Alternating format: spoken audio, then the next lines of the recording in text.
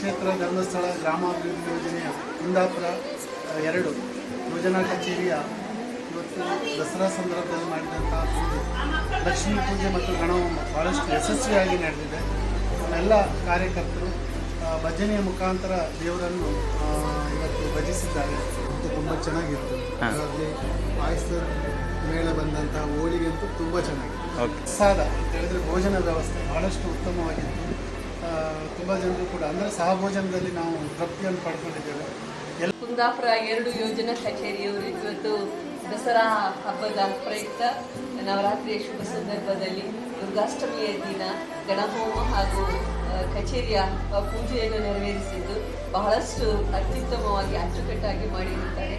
ಹಾಗೆ ಅನ್ನಪ್ರಸಾದ ವ್ಯವಸ್ಥೆ ಕೂಡ ಮಾಡಿದ್ದು ಉತ್ತಮವಾಗಿ ಎಲ್ಲ ಕಾರ್ಯಕ್ರಮಗಳು ನೆರವೇರಿದೆ. ನಮ್ಮೆಲ್ಲ ಕಾರ್ಯಕರ್ತರಿಗೆ ದಸರಾ ಹಬ್ಬದ ಶುಭಾಶಯಗಳು.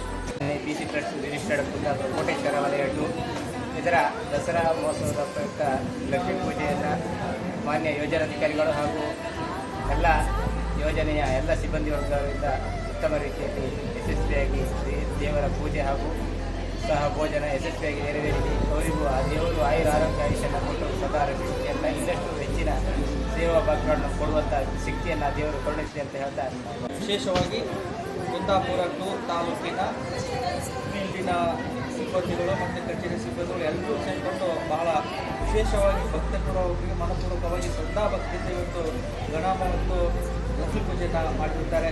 ಎಲ್ಲರ ಒಂದು ಒಳ್ಳೆಯ ಮನಸ್ಸಿನ ಪೂಜೆ ನಡೆದಿದೆ.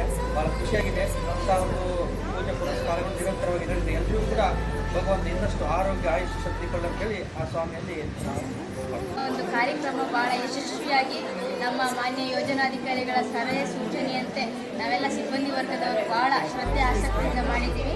ತಾಯಿ ಮಹಾಲಕ್ಷ್ಮಿ ಇವತ್ತು ನಮ್ಮ ಒಂದು ಭಕ್ತಿಗೆ ಮೆಚ್ಚಿ ಪ್ರೇರಣೆ ಕೊಟ್ಟಿದ್ದಾಳೆ. ದುಷ್ಟರೆಲ್ಲ ಸಂಹಾರವಾಗಿ ಈ ಒಂದು ನವರಾತ್ರಿಯಲ್ಲಿ ಮುಂದಿನ ದಿನದಲ್ಲಿ ನಮ್ಮೆಲ್ಲರೂ ಕೂಡ ಒಳ್ಳೆಯದಾಗಲಿ ಅಂತ ಈ ಮೂಲಕ ಕೇಳ್ಕೊತಾ ಇದ್ದಾರೆ.